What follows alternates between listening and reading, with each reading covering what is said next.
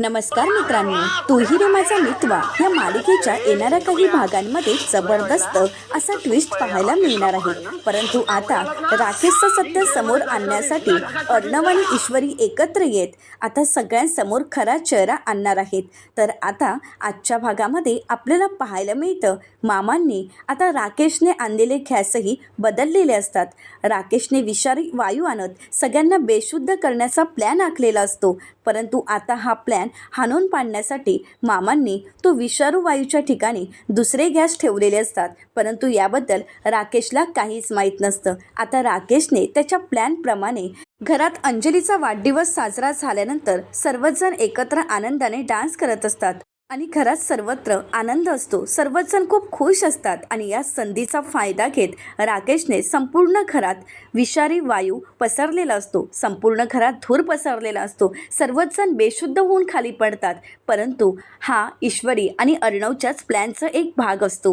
परंतु राकेशला काहीच माहीत नसल्यामुळे राकेशला वाटत असतं की सर्वजण बेशुद्ध आहेत आणि त्या संधीचा फायदा घेत राकेशने आता सगळ्यांच्या अंगावर असणारं सोनं आपल्याकडे घेतलेलं असतं आणि तो अर्णवला म्हणू लागतो, काय झालं, फक्त चेहरा चांगला असून उपयोग नाही, तर त्यासाठी डोकंसुद्धा चांगलं असावं लागतं. शेवटी मी तुमच्यावर मात केलीच ना, असं म्हणत आता राकेश इकडे ईश्वरीच्या दिशेने जातो. तर येणाऱ्या पुढील भागामध्ये आपल्याला पाहायला मिळतं, राकेश म्हणू लागतो, बघ बघ, तुझ्यासाठी मला हे सगळ्यांना असं काहीतरी करावं लागलं, हे फक्त तुझ्यासाठी, आता तू फक्त माझी, असं म्हणत तो ईश्वरीच्या अंगावर हात टाकणार. परंतु त्याचवेळी ईश्वरी उठून उभी राहते आणि राकेशच्या सणसणीत कानाखाली मारत म्हणते, तुझ्या पापाचा घडा भरलाय राकेश, असं म्हणत आता राकेशचा खरा चेहरा अंजलीसमोरही आलेला असतो. तर आता इकडे अर्णवने इन्स्पेक्टर साहेबांना बोलावलेलं असतं.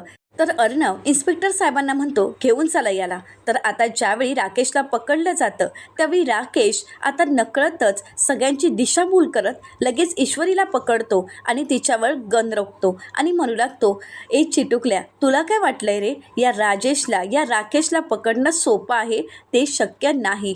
मी तर जेलमध्ये जाईन, परंतु त्या अगोदर हिला ढगात पाठवेल. आता मात्र घरातील सर्वच जण घाबरून गेलेले असतात. आता अर्णव ईश्वरीची सुटका कशा प्रकारे करेल आणि राकेशला जेल होईल का, अशा असंख्य प्रश्नांची उत्तरं आपल्याला लवकरच मिळणार आहेत. अशाच मालिकांचे नवनवीन अपडेट पाहण्यासाठी चॅनलला नक्कीच सबस्क्राईब करा.